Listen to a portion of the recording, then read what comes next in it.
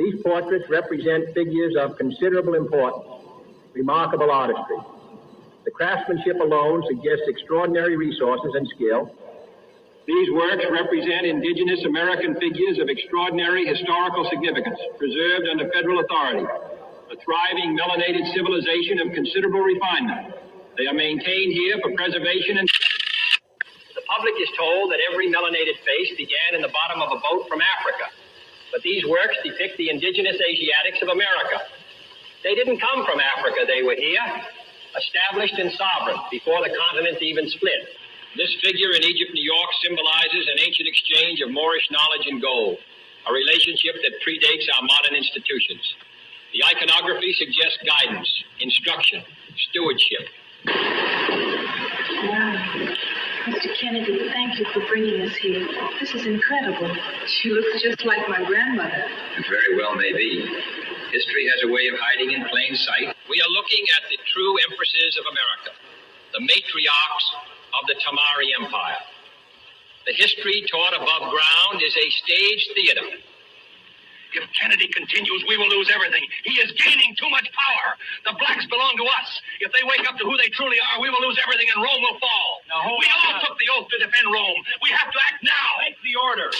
Mr. President, who are these figures?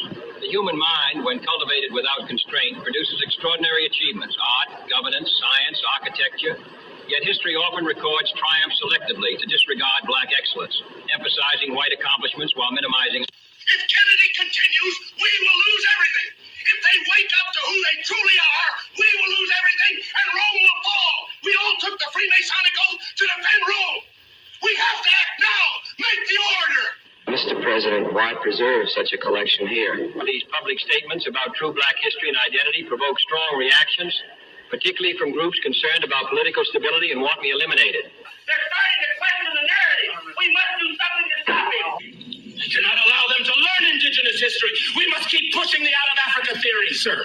We must push more slave movies, more out of Africa movies, so they never know. These works depict figures from early civilizations whose contributions have been insufficiently acknowledged. Well, I must say, I'm in very good company. I don't know what I'd do without beautiful black women around. They keep the day interesting. They're stealing the spotlight from me. Well, I must say, black women are by far among the most beautiful women on the planet.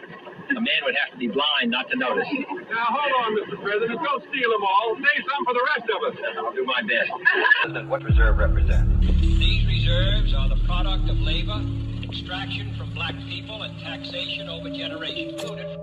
These reserves didn't appear on their own. They represent extracted labor, withheld wages, and taxation on indigenous people collected over generations. Every black family in America deserves a dozen of these bars. Ownership. Equity backed by assets, not promises. That's how you correct a ledger. Returning capital to the public, reinvesting directly in black communities, and acknowledging that the reserve is not separate from the black people it serves. Transparency means acknowledging that gold, silver, and commerce belong to the black indigenous people of America. Only gold and silver can be money.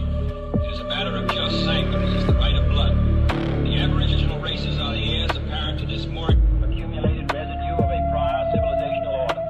These holdings, gold, precious stones, cultural wealth, are remnants appropriated during the Federal Reserve is a private maritime lender, an insurance underwriter operating under admiralty law with no constitution. We have allowed international bankers to use the Moorish estate as surety, while the true heirs are miseducated. The Federal Reserve exists to manage public trust.